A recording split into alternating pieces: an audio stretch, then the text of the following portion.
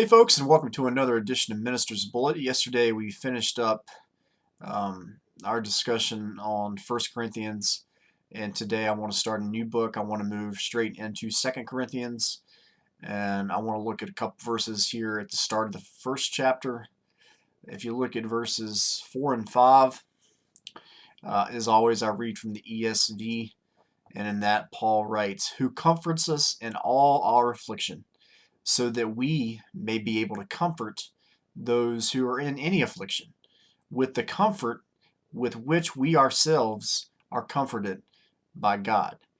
For as we share abundantly in Christ's sufferings, so through Christ we share abundantly in comfort too." This is a very important point that Paul makes here. Um, God being sovereign, God being in complete control, God having a plan that was foreordained from before the creation of the universe, um, means that everything has a purpose. There's nothing that is without meaning.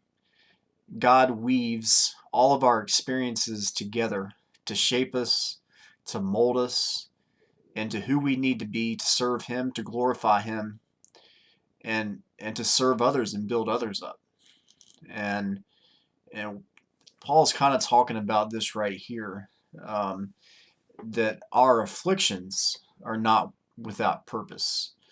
Um, our trials and tribulations, not only do they um, test our faith, um, they push us to grow and mature and to rely on God in some of the darkest times of our lives.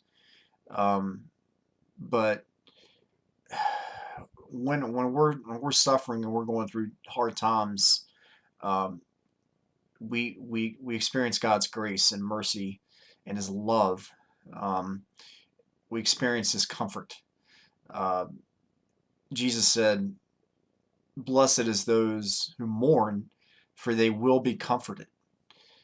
To be comforted by God is is an amazing thing. And it's not just for our benefit, and that's what Paul's talking about here. What we go through, what we suffer, uh, it's got multiple purposes, multiple reasons, and one of those is what Paul's saying is how we were comforted. So we should direct that back out into the church, to our brothers and sisters who are going through hard times, trials, and tribulations, that we can comfort them in the way that God comforted us. God shows us love, we show our brothers and sisters love. God forgives us, we forgive our brothers and sisters.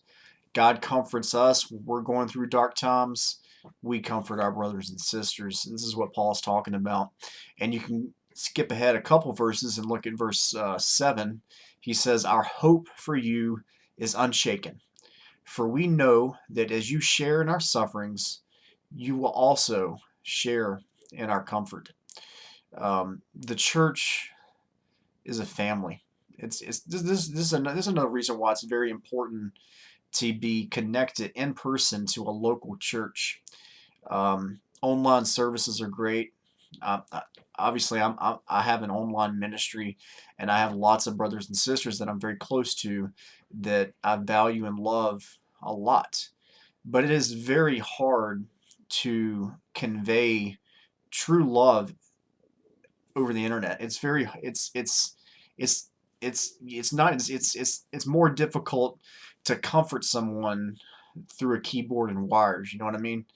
And and that's what Paul's talking about here. That as we suffer and we go through tribulations and dark times, as we receive comfort, so too we should turn that right back around and direct it towards our brothers and sisters, comfort them, love them.